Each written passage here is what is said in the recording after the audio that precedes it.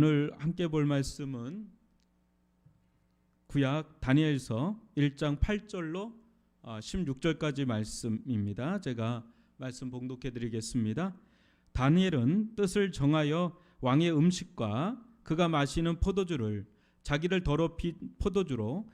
더럽히지 아니하리라 하고 자기를 더럽히지 아니하도록 환관장에게 구하니 환관장이 다니엘로 하여금 하나님이 다니엘로 하여금 환관장에게 은혜와 궁유를 얻게 하신지라. 환관장이 다니엘에게 이르되 내가 내 주 왕을 두려워하노라. 그가 너희 먹을 것과 너희 마실 것을 지정하셨거늘 너희 얼굴이 초췌하여 같은 또래의 소녀들만 못한 것을 그가 보게 할 것이 무엇이냐. 그렇게 되면 너희 때문에 내 머리가 왕 앞에서 위태롭게 되리라 하니라. 환관장이 다니엘과 하나냐와 미사엘과 아사랴를 감독하게 한 자에게 다니엘이 말하되 청하오니 당신의 종들을 열흘 동안 시험하여 채식을 주어 먹게 하고 물을 주어 마시게 한 후에 당신 앞에서 우리의 얼굴과 왕의 음식을 먹는 소년들의 얼굴을 비교하여 보아서 당신이 보는 대로 종들에게 행하소서 하매 그가 그들의 말을 따라 열흘 동안 시험하더니 열흘 후에 그들의 얼굴이 더욱 아름답고 살이 더욱 윤택하여 왕의 음식을 먹는 다른 소년들보다 더 좋아 보인지라. 그리하여 감독하는 자가 그들에게 지정된 음식과 마실 포도주를 제하고 채식을 주니라. 아멘. 오늘은 원칙을 세워가는 삶이라는 제목으로 함께 말씀을 나누겠습니다. 제가 시온이 찬양 잘하는 건 알겠지만 도훈이가 이렇게 찬양을 잘하는지 처음 알았네요. 그 시온이가 소리가 엄청 나잖아요. 4-5명 목하잖아요. 근데 그걸 뚫고 나오더라고요. 제가 여기서 유심하게 들었거든요. 도훈이 소리가 나나나나 제가 들었는데 목소리 좋아요. 찬양을 잘해요. 둘이 제가 도훈이 영상을 한번 본 적이 있거든요. 탁권사님 보내줘서 무대 체질이더라고요. 얘가 무대 체질이야. 시훈이도 무대 체질이고. 근데 그 영향이 있어요. 어릴 때 이 무대가 아무에게나 이게 주어지지 않잖아요. 그죠? 우리 권사님들 가끔 오남리로 이렇게 놀러 갈 때 있거든요. 저희들. 그럼 거기 이렇게 막 노래 부르는 분들이 있어요. 거기에 동참하는 우리 집사님, 권사님 몇 분 계시거든요. 잘하세요. 근데 이 어릴 때 교회에서 이렇게 무대에 선 애들이 그게 뭐 큰 교회든 작은 무대든 상관이 없더라고요. 그런 애들이 그 영향을 받더라고요. 우리 시온이 도훈이 양 거포로 서나갈 수 있기를 바랍니다. 든든하죠? 찬양팀이 오히려 든든할 것 같은데요. 얘네들이 그냥 밀고 나가니까 얼마나 좋아, 그죠? 막 땀이 삐질삐질 나고요. 막 쏠 넣어가지고 치우냐는데, 이거 우리 분발해야 되겠다. 저렇게 해가지고 토요일 되면 목 쉬었다고 하고 교회 오거든요.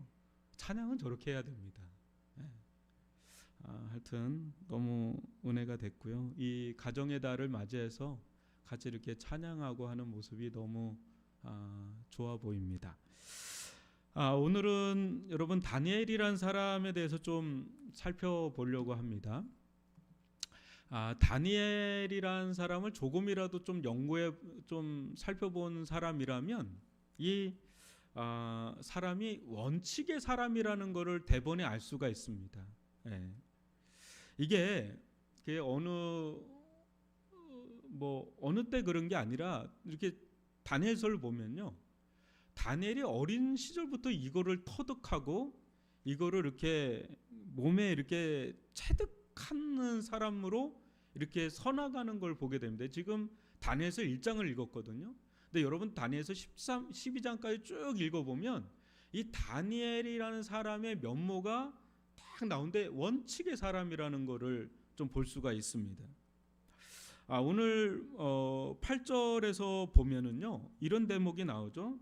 이 구절은 유명한 구절이기도 합니다. 다니엘은 뜻을 정하여 왕의 음식과 그가 마시는 포도주로 자기를 더럽히지 아니하리라 하고 자기를 더럽히지 아니하도록 환관장에게 구했다. 여러분, 이 모습은 분명히 신앙의 행위입니다만은 이거는 실제 생명을 건 겁니다. 이거 왕의 음식을 거절한다, 왕의 하사한 포도주를 거부한다. 이거는 어명을 어기는 겁니다. 이때 당시는 굉장히 대제국입니다. 바벨론이. 그 바벨론의 왕의 위세는 하늘을 찌를 정도입니다. 근데 그런 가운데서 한낱 그 어린 이 종에 불과한 이 다니엘이 왕의 음식과 포도주를 거절한다. 이거는 단순한 거절이 아니라 이거는 명령 불복종이죠. 그러니까 이거는 근간을 흔들어 버리는 거잖아요. 아니, 이런 애도 왕의 그 어떤 뜻을 거스르면 나머지는 말할 것도 없다, 이렇게 해서 죽여버리는 거거든요. 그러니까 생명을 건 거지요, 여기. 근데 이런 모습이 나중에 보면 기도하다가 사자굴에 들어가는 그러한 그 모습이 갑자기 그런 게 아니라 어린 시절부터 축적되어 있는 그의 삶의 태도의 결과물이 나중에 기도하다가 사자굴에 들어가는 그런 모습으로 나타나는 거지, 갑자기 사람이 점핑할 수는 없습니다. 여러분, 먹고 마시는 문제입니다. 그죠? 왕의 음식을 먹고 마시는 문제가 뭘 그렇게 대단하다고 생명을 걸 만큼의 그런 원칙을 세워야 될 정도일까라는 생각이 우리는 들 수 있잖아요. 그죠? 근데 다니엘의 입장에서 보면 이거는 그냥 음식은 아니었던 겁니다. 그냥 포도주가 아니었. 진짜 왕의 음식이고 포도 당연히 먹었고 마셔야죠. 근데 이게 이때 당시는 우상을 거치고 들어오는 거거든요. 그러니까 이 다니엘은요, 단순히 왕이 아니었던 겁니다. 그렇기 때문에 떳떳한 겁니다. 왕을 내가 거역하고 싶어서 진짜 그 마음에 그 충신으로서의 그거를 거절하고 뭔가 대적을 하고 그러려고 했던 마음이면 찔리겠죠.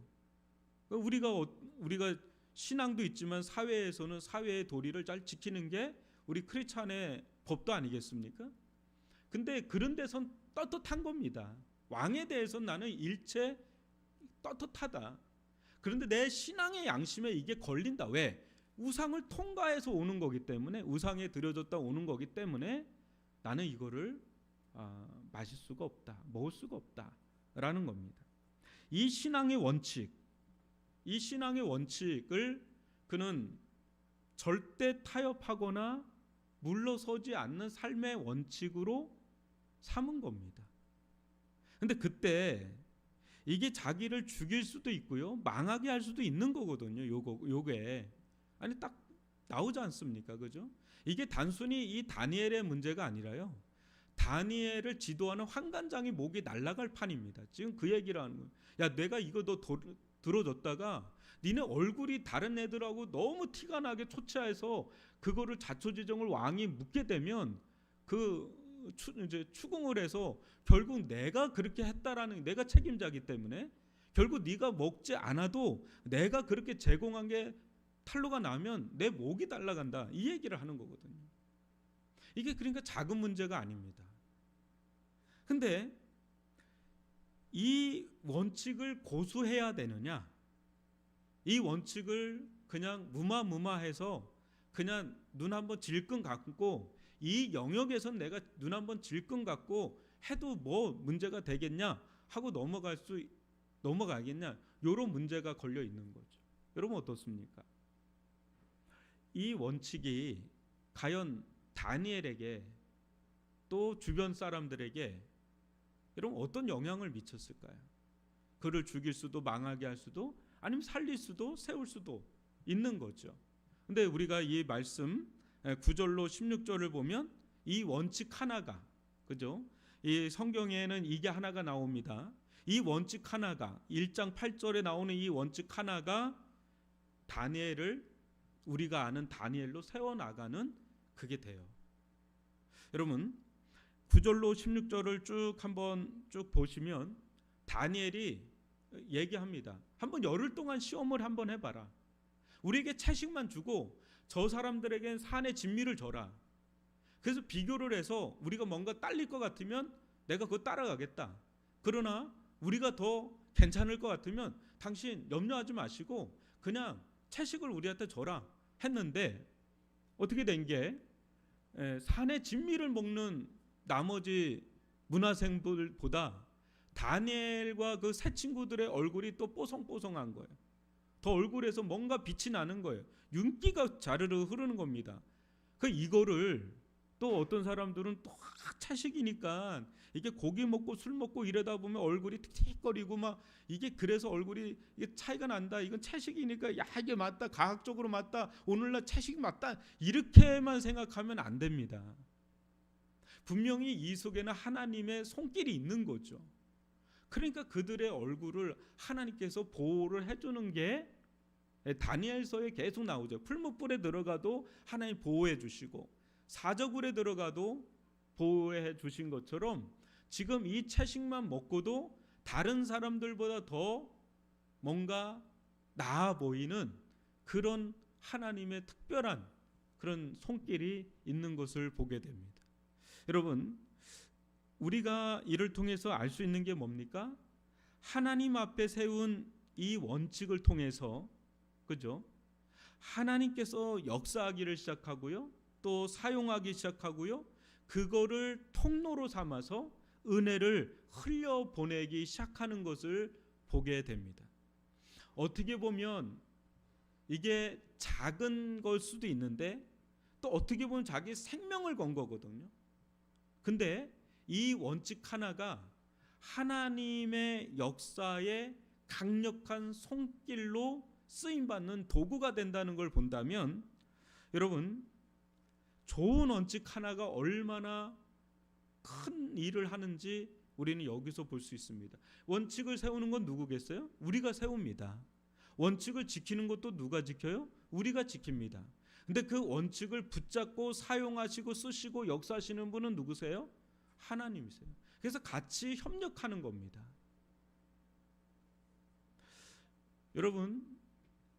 여러분이나 저나 다 저마다 원칙이 없는 사람은 없어요. 살면서 삶의 원칙이 있어요. 인생의 원칙을 나름대로 다 갖고 있단 말이죠. 어떤 사람은 그런 얘기합니다. 목사님, 저는 원칙이 없는 게 제 원칙이 없습니다. 저는. 그 사람은 원칙이 없는 게 원칙이에요. 다 원칙이 있단 말이에요. 나름대로의 줏대, 나름대로의 자기만의 가치관, 자기만의 삶의 어떤 그 원칙들이 다 있습니다. 없는 사람이 없어요. 없는 사람이 없어요. 한번 볼까요? 여러분들이 중요하게 여기는 삶의 원칙들이 있으실 거예요.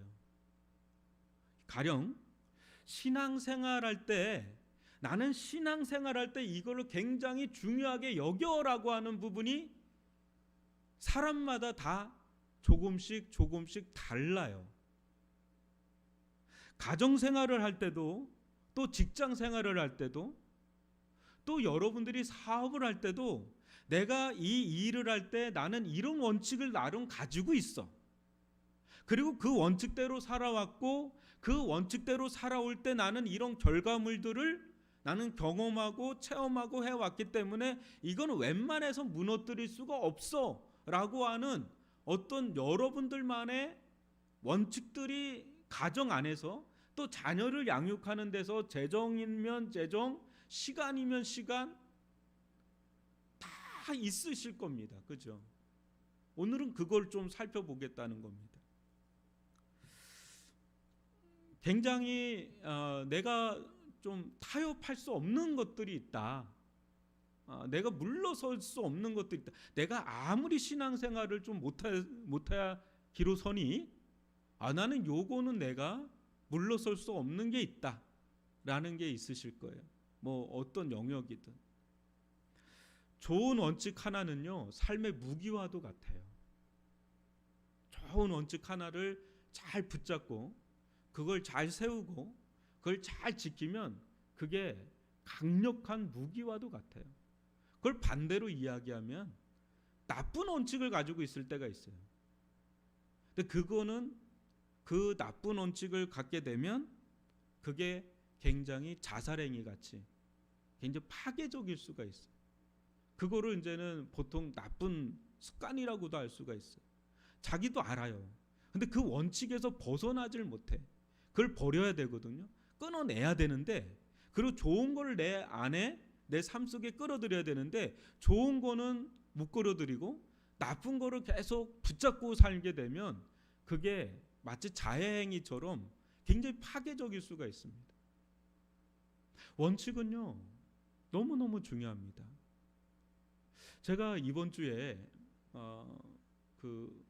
우리가 며칠 전에 총회를 열었어요.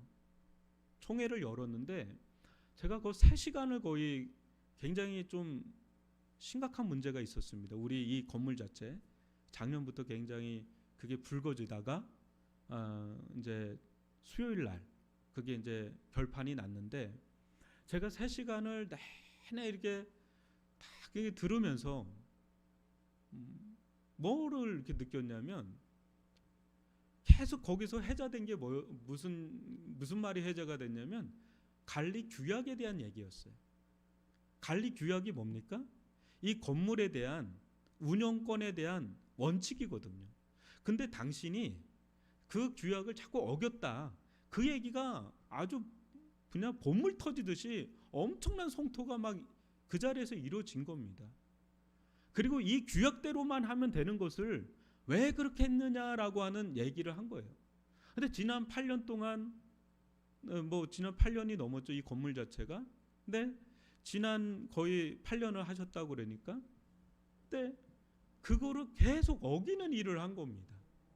그러니까 그게 이제 쌓이다가 어느 순간에 그게 고름이 터지듯이 확 터져버리고, 지금은 이제는 이제 봉합을 하는 그런 시기에 우리 건물이 있고, 실은 우리 교회도 거기에 영향권에 있었기 때문에 제가 거기에 많이 기도도 하게 되고 간여도 하게 되고 그랬는데, 결국은 원칙을 무너뜨리게 되니까요, 제가 얘기는 안 하겠습니다. 굉장히 안 좋아요.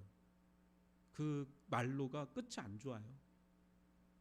그러니까 여러분, 좋은 원칙을 내가 붙잡고 있느냐 아니면 그 나쁜 것들을 붙잡고 있느냐에 따라서 인생 자체가 달라져요. 다니엘은요, 오늘 이 왕의 이 음식과 포도주를 먹지 않는 원칙도 하나 있지만, 그의 평생에 아주 무기와 같이 잡고 있었던 원칙이 여러분 아시죠? 하루 3번 하나님 앞에 기도하는 그겁니다. 그게 언제부터 다니엘에게 들어왔는지는 성경에 나와 있지 않아요. 그렇지만 꽤나 어린 시절부터 아주 오랫동안 그는 어떤 일이 있어도요, 어떤 일이 있어도 하루 3번, 심지어는 너 죽는다, 사자굴에 쳐놓는다 해도, 목에 칼이 들어와도 그 하루 3번 기도하는 그 기도를 원칙으로 삼았던 사람이 바로 다니엘입니다. 여러분, 남자가 기도하는 거 쉽지 않아요. 그렇다고 이렇게 성차별하는 게 아니라, 기질상 또 여러 활동상 남자가 기도하는 게 쉽지는 않습니다만은, 다니엘은 여하튼 하루에 3번을 매일, 그것도 수십 년 동안을 기도를 하는 모습을, 기도하는 걸 원칙으로 삼습니다. 여러분, 예수님은 어떻습니까? 예수님도 많은 원칙이 있지만 그분은 새벽에 늘 새벽 미명에 일어나서 기도하는 거를, 그게 어떤 상황에서도, 어떤 상황, 늦게 자고 바쁘고 이거 상관없습니다. 항상 잠을 줄여서라도 새벽을 깨어서 기도하는 것을 삶의 원칙으로 삼으셨어요. 물론 가끔 밤에 기도도 하셨지만 예수님의 습관적인 삶의 원칙 중에 하나는 새벽에 깨어서 기도하시는 그거예요. 제가 아는 한 집사님이 남자분이신데요, 그분은 항시 새벽에 나오세요. 그리고 새벽 기도 나올 때도 아주 반듯해서요. 근데 새벽에 딱 기도를 하면 딱 반듯한 모습으로 해서 다시 이제 직장으로 가십니다. 근데 그걸 제가 6년간을 보는데요, 변함이 없어요. 다 그 자세, 그리고 그 자리에서 늘 비가 오나 눈이 오나 늘 그냥 기도하는. 근데요, 처음에는 내가 기도를 해요. 그죠? 그러니까 내가 원칙을 삼았다면 내가 원칙을 지키잖아요. 근데 원칙을 오랜 세월 동안 원칙을 지키면 그 몸이 이제 익어요. 그 원칙에 이제 익어요. 그러다 보면 몸이 익잖아요. 그럼 몸이 나를 끌고 갑니다. 그 원칙을 삼은 삶으로 나를 끌고 가요. 그 나중에 되면 어떻게 되는지 아세요? 내가 처음에는 내가 원칙을 지킨다 그랬잖아요. 근데 나중에 보면 좋은 원칙을 삼으면 그 좋은 원칙이 나를 지켜요. 처음에는 내가 그걸 지키느냐고 너무 애를 쓰고 힘이 들어가거든요. 근데 어느 순간에 몸에 있게 되고 몸이 나를 끌고 가고 그 몸이 끌고 가는 원칙이 계속 세워지잖아요. 그런 좋은 원칙은요, 그게 오히려 나를 붙들어줘요. 나를 세워주고요, 나를 지켜줘요. 우리 교회도 한 권사님이 나오세요. 우리 교회 권사님은 아니십니다. 근데 얼마 전에 우리 교회 주보를 놓고 늘 기도를 해주시고 또 헌신까지 하셔요. 근데 그분도 눈이나 비가 오는, 눈 정도 오면은 못 오세요. 자전거를 타고 오시니까 미끄러지면 큰일 나잖아요.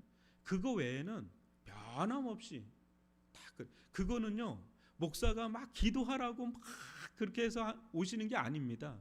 그분은 이제 목사의 어떤 메시지나 겉면을 떠났어요. 하나님과 약속한 겁니다, 본인이.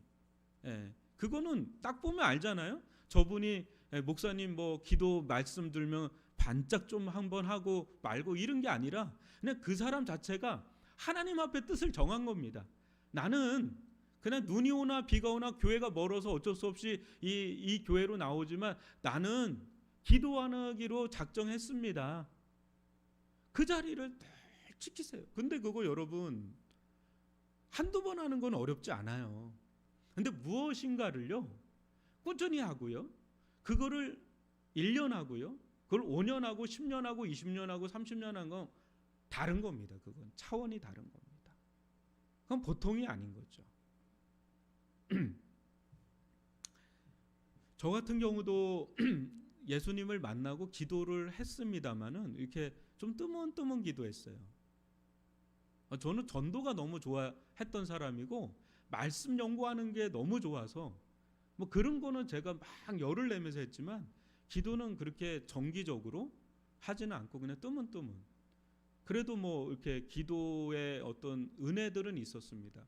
방언도 대학교 2학년 때 혼자 기도하다가 막 혀가 꼬여버려 가지고 막 그런 것도 하고 뭐 체험도 하고 그랬지만 그렇다고 막 그렇게 기도를 꾸준하게 그러지는 않았습니다. 근데 어느 날 어떤 분이 저한테 생명을 건 기도라고 하는 책을 주셨어요. 그 책을 읽는데 딱 한 문장이 다 마음을 쳤어요. 그게 뭐였냐면 1시간 기도는 하늘 보좌를 움직이는 권능의 기도다. 이런 그 문구가 딱 가슴을 쳤어요. 그때가 대학교 4학년이었어요. 아, 그럼 진짜 1시간 기도는 하늘의 보좌를 움직이는 능력의 기도면 진짜 그런 거 아닌가 한번 내가 체험을 해야 되겠다. 그런 영적 오기가 생기더라고요. 근데 기도를 딱 하는데요, 여러분 1시간 채워봤습니까? 시간 안 가는 게 기도 시간이에요. 눈 다 뭐 동서남북 뭐 세계 선교 다 해도 10분이에요. 진짜 시간 안 가더라고요. 만리장성 같았어요. 1시간이 만리장성 같았어요. 야, 10분 하는데도 이렇게 힘든데 1시간은 엄두도 못 나겠다. 제가 방언을 받았기 때문에 방언 기도를 하는데도 힘들더라고요. 그냥 몸 자체가 힘들어요. 그냥 기도에 몸이 안 생기니까 그게 힘들어요. 근데 거기서 딱 한마디 한 게 매일 기도하라, 어제보다 1초라도 더 길게 하라, 이거였어요. 그래서 그건 내가 해야 되겠다 하고 하니까 이제 석 달 되니까 30분 되더라고요.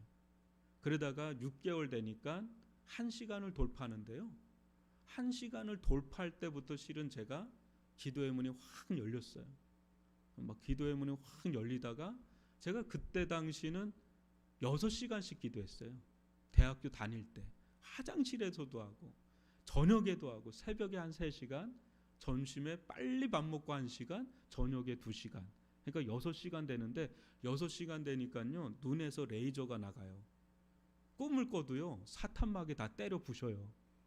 그때 막 하나님의 기름 부으심이 얼마나 강력한지 막 못 견디겠더. 가슴이 막 뜨겁게 타올라가지고 그때부터 이제 기도에 대해서 제가 눈을 뜨기 시작하다가 하나님께서 언젠가 제게 말씀하신 거 예레미야 33장 3절이었습니다. 너는 내게 부르짖으라. 내가 내게 응답하겠고 내가 알지 못하는 크고 은밀한 일을 내게 보이리라. 그 말씀을 저한테 딱 주셨어요. 그때 제가 전도했던 형제가 수원구치소에 죄를 범하고 들어갔어요. 제 제목은 얘기 안 하게 심각한 죄였습니다. 그 영혼을 구원하려고 하다 보니까 그 말씀을 주시고 진짜 그 영혼을 구원해 달라고 기도를 하는데 하나님께서 아주 놀랍게 그 사람을 구치소에서 그 학생이었는데 대학생이었는데 빼내고 그 청년이 예수님을 영접하고 변화되는 그런 경험들을 이제 하기 시작하면서 기도에 대한 체험들이 하나씩 이제는 막 쌓이면서 지금 이제까지 오는데 그러다가 제가 한 10년이 넘었습니다. 한 10몇 년 전에 아예 4시에 일어나기로 작정을 했습니다. 그러니까요 사람이 4시에 일어나더라고요. 제가 체력이 엄청 좋아가지고 그러게 아닙니다. 근데 하나님 앞에 작정을 하니까요 어렵지 않아지더라고요. 그러면 마음을 딱 먹으면 어렵지 않아요. 근데 갈팡질팡하면 어려워요. 근데 나는 그냥 새벽에 나는 기도할런다라고 마음을 딱 먹으니까 그 다음부터는 그게 어렵지가 않아요.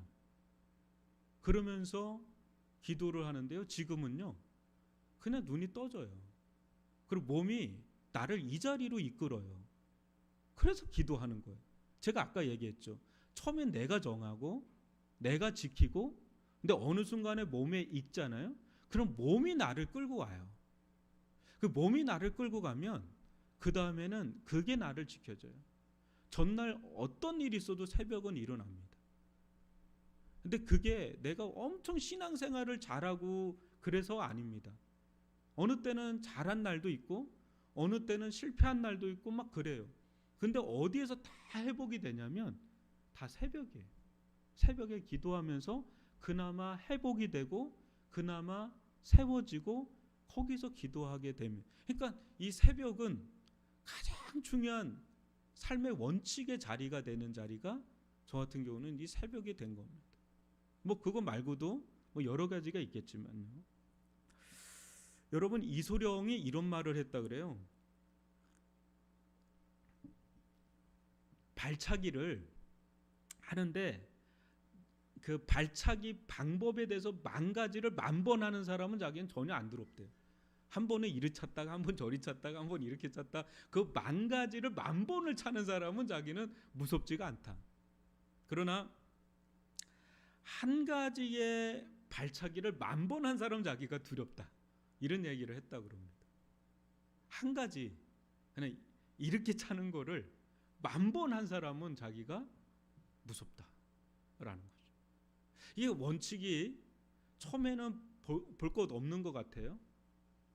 근데 물방울 하나가 보잘것없지만 그게 바위에 계속 떨어지면 그 바위돌도 뚫는다는 말처럼 여러분 우리가 어떤 중요한 어떤 삶의 어떤 신앙의 중요한 원칙을 세우고 그게 비가 오나 눈이 오나 꾸준하게 그거를 해 나가면 거기가 굉장히 거기에 파워가 붙기 시작하는 거죠. 교회도 그렇고요. 가정도 그렇고 또 사업장도 직장생활도 또 신앙생활에 있어도 좋은 원칙 나에게 맞는 뭐 저 사람이 좋다고 해서 나한테 맞는 건 아니거든요. 근데 나한테 맞는 좋은 원칙을 찾는 게 중요합니다. 그 중에 제일 좋은 방법은요. 하나님의 말씀에서 찾는 게 제일 좋아요. 야 이거는 그냥 뭐 시대가 변하고 세월이 변하고 유행이 변하면 변해도 되는 게 아니라 그런 거는 그런 것대로 우리는 다 수능 융통성 있게 움직여야 될 건 움직여야 됩니다만은 야 이거는 시대가 변하고 어떤 일이 일어나도 절대 변하지 않아야 될 중요한 원칙 있잖아요. 그거를 하나님의 말씀 안에서 또 여러분의 삶 속에서 깨달은 것들이 있으실 수 있어요. 그런 것들 가운데 하나라도요. 내가 진짜 평생에 내가 붙잡고 가야 될 좋은 원칙이다라는 게 여러분들 가운데 있다면 그거를 잘 붙잡고 세워가는 게 필요합니다. 근데 그게 없다면 그걸 발견하고 찾는 게 중요합니다. 나는 뭘 내 삶의 중요한 원칙으로 삼아야 되지라고 하는 것. 그게 하나님과 연결되면 제일 좋은 겁니다. 제일 좋은 겁니다. 가령 교회로 예를 들어볼게요. 어느 교회가 있는데 교회 재정의 30%는 무조건 선교로 쓰겠습니다라는 것을 그 교회 원칙으로 삼은 교회가 있다고 해보십시오. 또 어떤 교회는 우리 교회의 재정의 무조건 10%는 사회의 어떤 구제와 섬김과 사회의 어떤 그런 것을 섬기는데 우리는 쓰겠다라고 하는 그런 교회가 한번 있다고 해보십시오. 어떨 것 같으세요? 그 교회 좋은 원칙입니까? 교회적으로 볼 때 우리 교회는 뭐 어려워도 힘들어도 무조건 재정의 30%는 선교에 쓴다. 10%는 구제에 쓴다. 여러분 좋은 겁니까? 안 좋은 겁니까? 좋죠. 그건 지키면 지킬수록 좋은 거라고 저는 믿습니다. 근데 이게 아주 좋을 때는 이게 지키는 게 쉬워요? 어려워요? 쉽습니다. 어렵지 않아요. 그죠? 하게 막 교회가 막 그냥 재정이 막 넘쳐나고 막 그러면 거기에 뭐 30% 쓰는 건 일도 아니죠. 막 그냥 막 쓰고 막 그렇죠. 근데 만약에 교회에 건물을 줘야 돼요. 근데 이게 건축 비용이 생각보다 굉장히 많이 들어가게 됩니다. 그러면 그럴 때는 그 재정을 원칙을 세웠는데 그 30%를 하자니 건축이 굉장히 위험해질 수도 있는 잘못하면 건축하다가 부도가 날 수도 있는 그런 교회도 있으니까 여러분 이럴 때가 이럴 때가 어때요? 이제 어렵죠. 이럴 때 이제 원칙을 지키느냐 타협하느냐 문제가 생기겠죠. 다니엘도 평상시는 좋겠죠. 그죠? 평상시 뭐 누가 터치합니까? 세 번 기도하는 거 누가 터치합니까? 오히려 일 잘하니까 더 하라고 그럴 수 있겠죠. 근데 딱 세 번 기도하면 딱 사자굴에 들어간다 그럴 때 한번 이 한 달 동안인데 한 달 동안 눈 질끈 감고 한번 그렇게 살까? 그럼 그때가 어려운 거 아니겠어요? 그죠? 그러니까 이때가 실은 믿음을 요구하는 때죠. 진짜 믿음이 요청되는 때는 바로 그런 원칙을 지키다가 어려워질 때, 그때가 진짜 믿음이 시험을 받는, 도전을 받는 그런 때죠. 근데 그때가 오히려 하나님을 만나고 경험하고 하나님의 역사가 나타나는 때죠. 레이 달리오라고 하는 사람이 있어요. 그 투자의 스티브 잡스라고 하는 사람인데 이 사람이 원칙이라는 책을 썼어요. 근데 참 좋은 일들을 많이 합니다. 지금 이제 은퇴하고 이렇게 좋은 일들을 많이 하는데 이 사람의 그 원칙이라는 책을 저도 뭐 사서 가끔 조금씩 봅니다만은 근데 거기 보면 크게 이 사람도 원칙을 굉장히 중요하게 여겨요. 뭐냐면 이제 이 사람 사업하는 사람 아닙니까? 그러니까 이 사람의 첫 번째 원칙은 이겁니다. 극단적인 투명성이에요. 극단적인 투명성. 이게 무슨 말이냐면 자신이 처한 현실을 그냥 얼렁뚱땅 보지 말자 이겁니다. 아주 적나라하게 보자. 이 우리의 현실을, 이 사업장의 현실을 우리의 처지를 적나라하게 한번 들여다보자라는 극단적 투명성.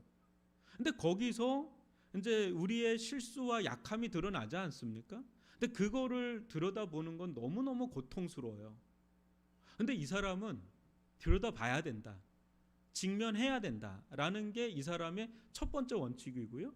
두 번째는 성찰의 원칙이에요. 아주 거기에 대해서 깊이 있게 성찰하는 겁니다.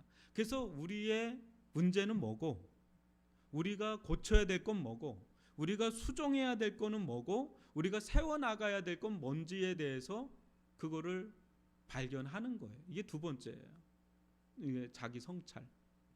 아주 극단적인 성찰이라고 표현을 하더라고요. 세 번째는 그것을 이제 그 시스템화하는 겁니다. 자기 사업에 그걸 시스템화 시키는 거예요. 그러니까 계속해서 성장한다. 이게 이제 요지였어요.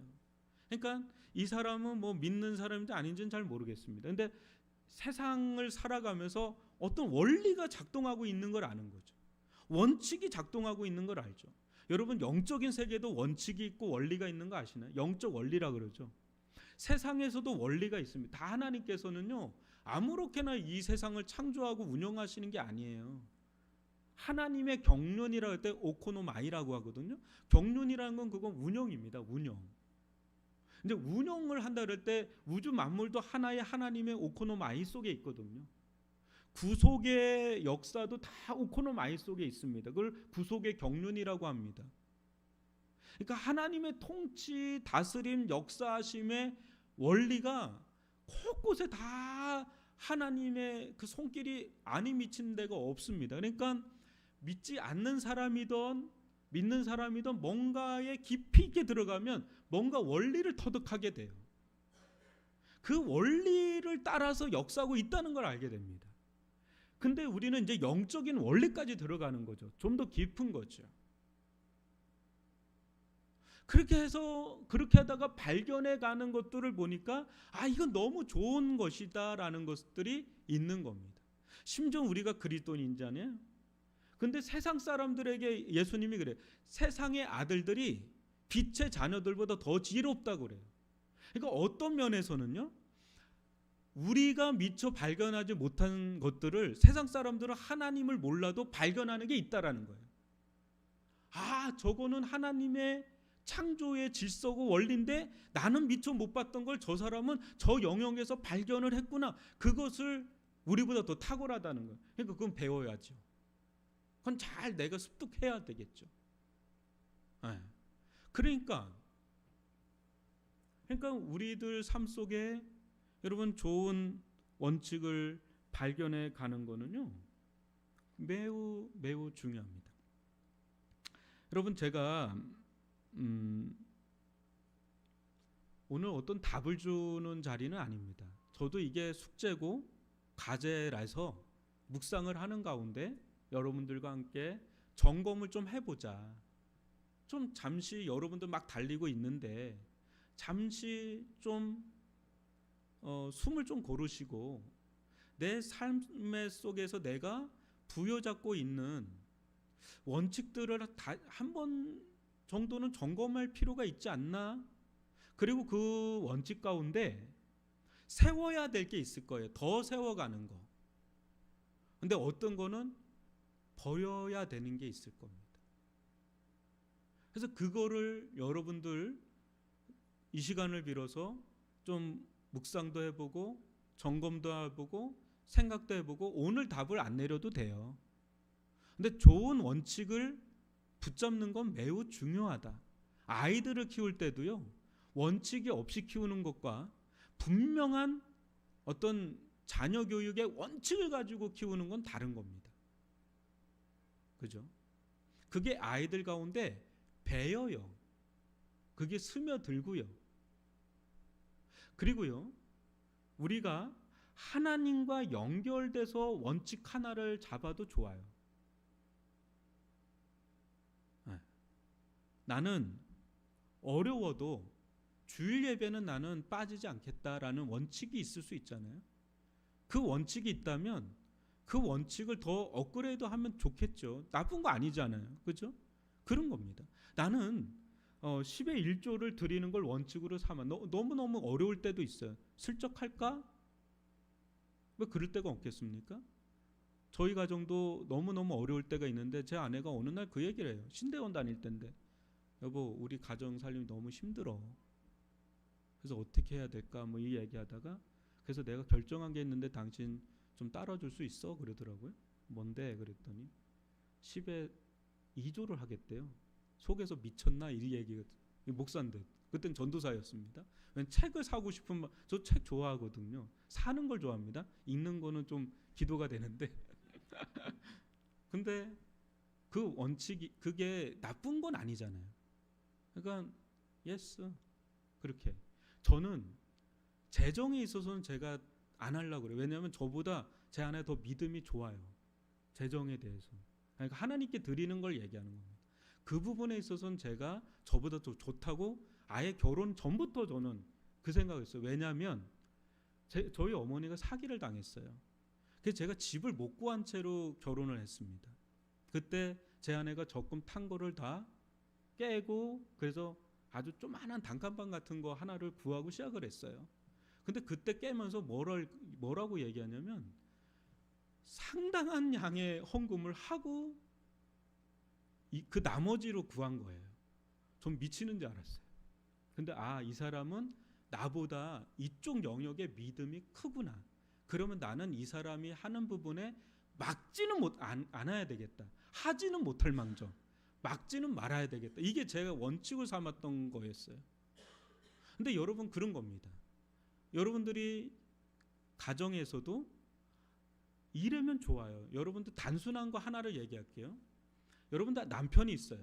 아내가 있습니다. 둘 다 교회 나와요.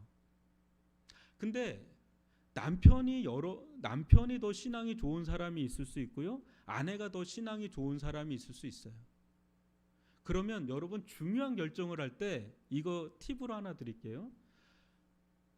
여러분들이 객관적으로 볼 때 나보다 남편이 영적으로 더 믿음이 좋다 하면 그 사람이 결정하는 걸 따르세요. 믿음이 좀 없는 분들은 제발. 그게 길이에요. 그게 답이에요. 괜히 엉뚱하게 넌 조용히 있으라고 하고 괜히 그렇게 하면 맞는 것 같은데 그게 아니에요. 하나님은요, 하나님 기뻐하시는 믿음의 원칙을 따르는 걸 기뻐하시고 그걸 사용하시거든요. 그러니까 내가 믿음이 딸리면 딸리는 걸 인정하세요. 그냥. 그리고 믿음이 더 좋은 사람을 하고요. 근데 내가 이쪽에선 내가 믿음이 더 좋아. 그거는 또 그걸 따라가면 됩니다. 그런 것도 하나의 원칙이라고 할 수도 있겠어요. 근데 오늘 제가 여러 가지가 아니라 여러분 각자마다 지금까지도 원칙이 있고 그것이 여러분들을 빛나게 해왔고 여지까지 여러분들 세워온 겁니다. 근데 지금의 시점에서 한 번쯤은 점검할 필요가 있다. 그리고 버려야 될 건 좀 버리고 세워야 될 건 좀 세우고 또 필요한 건 내가 좀 내 안에 채워야 될 거는 채울 필요가 있다라는 것입니다. 근데 이 원칙 하나를 잘 세워놓으면요, 그 하나 많은 것도 아닙니다. 어떻게 보면 하나만 잘 잡고 나가도요 됩니다. 실은 어렵지 않습니다. 마지막으로 이 말씀하고 마칠게요. 이교 목사님이 그 얘기를 하시는데 저도 참 동의하는 말씀인데, 본인은 마태복음 6장 33절이 자기 인생의 키워드래요. 너희는 먼저 그의 나라와 그의 의를 구하라. 그리하면 이 모든 것을 너에게 더하시리라. 근데 그게 엄청나게 시험이 들 때가 호주에서 추방당했을 때랍니다. 호주에 갔는데 개척을 했는데 비자가 안 나와서 추방되는데 3년 동안 못 들어갔대요. 그러면 보통 사람들 같으면 다시 안 가고 그냥 한국에서 뭔가 터를 잡잖아요. 근데 계속 그 말씀 붙잡고 살았다고 합니다. 그때 정말 가난에 대해서 너무너무 고통스러울 정도로 경험을 했다고 그래요. 근데 그 말씀, 너희는 먼저 그의 나라와 그의 의를 구하라. 그 속에서 믿음을 배우기 시작했다고 합니다. 그 생존에 대한 믿음을 경험하고 나니까 이제 어느 순간에 무서운 게 없어졌더라. 그리고 그 말씀은 자기 평생의 키워드가 됐다. 그게 삶의 이제 원칙이 되는 겁니다. 이제 사람마다 이제 그런 것들이 좀 있단 말이죠. 그래서 여러분들 말씀 속에서 여러분들만의 원칙 한두 개만 있어도 돼요. 어떤 사람은 실은 굉장히 전도에 대한 원칙을 가지고 있는 사람이 있어요. 그걸 통해서 하나님께서 엄청나게 은혜를 주시는 그런 열매를 맺고 그런 걸 저는 좀 봤거든요. 또 어떤 사람은 절대 교회를 사랑하는 사람이 있어요. 정말 교회를 사랑하는 사람. 이런 거를 원칙으로 삼는 사람이 있어요.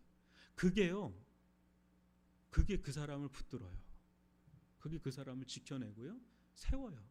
그러니까 여러분들 가운데 있고 그걸 한번 점검해 보시고 찾아보시고 세워보시고 또 없는 거가 있다면 나는 이 시점에 내 인생의 이 시기에 정말 내가 기도하고 고민하면서 이거는 내가 하나님 앞에서 비가 오나 눈이 오나 어떤 상황 속에서도 내가 이거 하나만큼은 하나님, 내가 직장 생활을 하고 내가 사업을 하고 내가 가정 생활하는데 내가 이거 하나만큼은 나는 이거 하나만큼은 하나님 앞에 지키겠습니다 라고 하는 게 있다면요, 나중에 그게 엄청난 복리로 여러분들 삶 속에 열매로 나타나게 될 줄 믿습니다.